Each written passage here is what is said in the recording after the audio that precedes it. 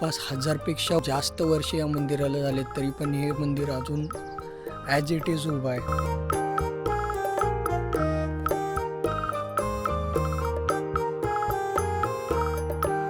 सेवना Yadav dynasty, Yadav साम्राज्य जेव्हा अस्तित्वात होतं त्यांच्या काळात जवळपास 12व्या शतकात बांधलं होतं.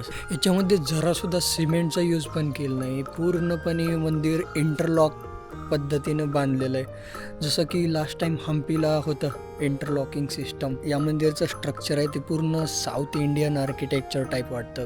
याचं एक तेच रिझन आहे, म्हणजे यादव डायनेस्टी अस्तित्वात यायच्या अगोदर ते चालुक्य साम्राज्य किंवा होयसाला असो त्यांच्याशी कनेक्टेड होते. त्याच्यानंतर ते सेपरेट होऊन त्यांनी त्यांच्या स्पेशल राजवटी स्थापन केल्या. हे फक्त एक मंदिर नाही तर आपल्या संस्कृतीचा वारसा जपणारं एक धार्मिक स्थळ आहे. मंदिराच्या पूर्ण 360 बाजूने एक हत्ती येते सगळं, म्हणजे त्या हत्तीवरती मंदिराचा भार आहे असं दर्शवलं.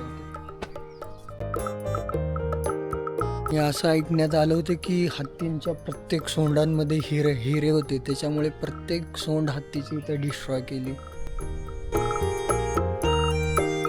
आणि या कॉम्प्लेक्समधील सर्वात अट्रॅक्टिव्ह गोष्ट असेल तर ही आहे स्वर्गमंडप.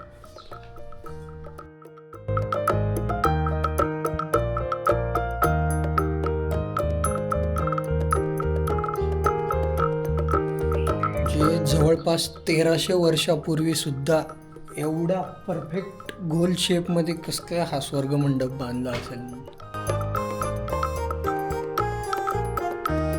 नक्कीच त्या काळातले इंजिनियर्स एकदम जिनियस होते.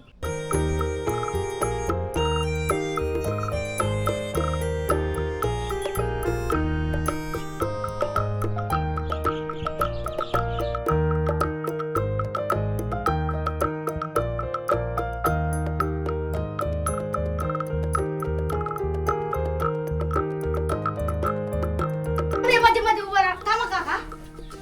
नाही चला ना पटापट.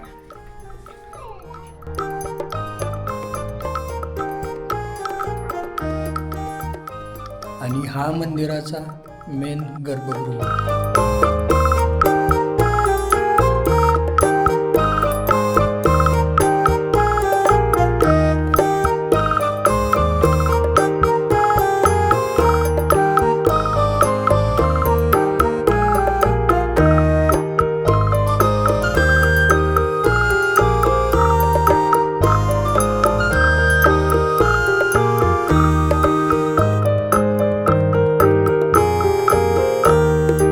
सकाळचे 7 वाजले. नंदीचा जो स्टॅच्यू आहे तिथून थेट मंदिराच्या गाभाऱ्यातील पिंडीवरती सूर्याची किरण जाते.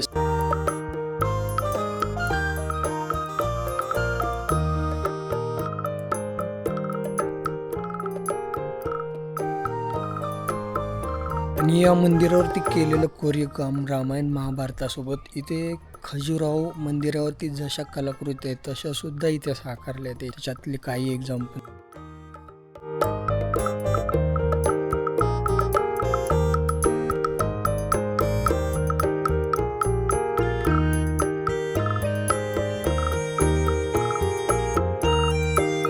जलाभिषेक केल्यानंतर त्याच्या बाहेरची पाणी येतं. साधारणतः बऱ्याच मंदिरामध्ये गोमुखातून येतं, पण हे आहे मगरमुख.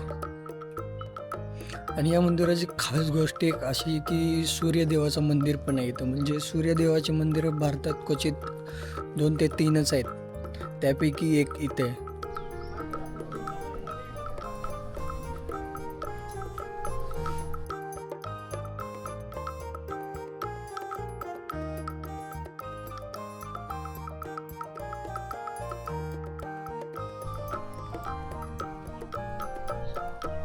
असा होता या 12व्या-13व्या शतकातील बांधलेल्या टेम्पल कॉम्प्लेक्सचा इतिहास.